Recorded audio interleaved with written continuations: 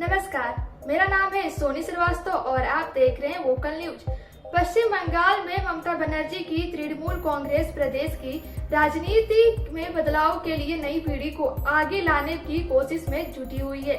इसी को देखते हुए कोलकाता की सड़कों पर जगह जगह इन दिनों कुछ खास पोस्टर लगाए गए हैं। इनमें राज्य की मुख्यमंत्री ममता बनर्जी के बजाय टीएमसी के महासचिव अभिषेक बनर्जी की तस्वीरों को प्रमुखता दी गई है।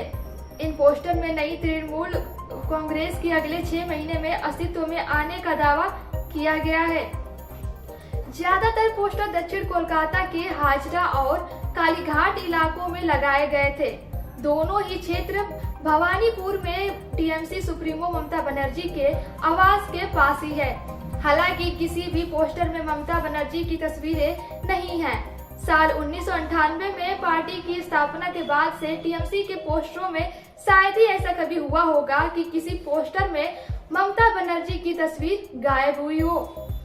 गौर करने वाली बात यह भी है कि पार्टी के ज्यादातर नेता इस राजनीतिक घटनाक्रम पर चुप्पी साध रहे हैं, लेकिन अभिषेक बनर्जी के करीबी माने जाने वाले टीएमसी के राज्य महासचिव कुणाल घोष ने कहा कि पोस्टरों में कुछ भी गलत नहीं है। घोष ने कहा कि समय समय पर अभिषेक बनर्जी ने कहा है कि हमें खुद को सीखने और सुधारने की जरूरत है। हमें जनता की आकांक्षाओं को पूरा करने की जरूरत है।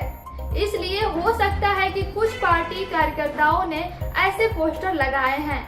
इन पोस्टरों के लगने के बाद पश्चिम बंगाल कांग्रेस पार्टी के प्रमुख अधीर रंजन चौधरी ने कहा कि ये पोस्टर टीएमसी के साथ आंतरिक पार्टी संघर्ष का नतीजा थे।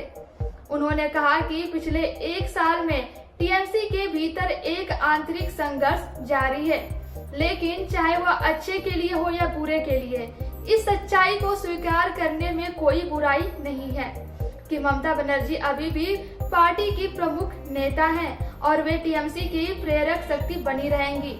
स्वतंत्रता दिवस से पहले पश्चिम बंगाल की मुख्यमंत्री ममता बनर्जी ने अपने ट्विटर प्रोफाइल को बदल दिया था।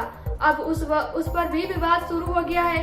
इसमें मुख्यमंत्री ने जो तस्वीर लगा रखी है उसमें कई वीरों, समाज सेवियों और शहीदों की तस्वीर है, लेकिन उनमें पंडित जवाहरलाल नेहरू नहीं है। इस पर कांग्रेस ने ममता से सवाल पूछा है कि आखिर क्यों देश के पहले प्रधानमंत्री जवाहरलाल नेहरू की इसमें अनदेखी की गई है। कांग्रेस भाजपा पर नेहरू की अनदेखी का आरोप लगाती आई है, लेकिन अब ममता भी उसमें शामिल हो गई हैं। हालांकि टीएमसी की तरफ से आंतरिक संघर्ष को गलत बताया गया है। ऐसे ही तमाम खबरों को जानने के लिए जुड़े रहिए वोकल न्यूज के साथ।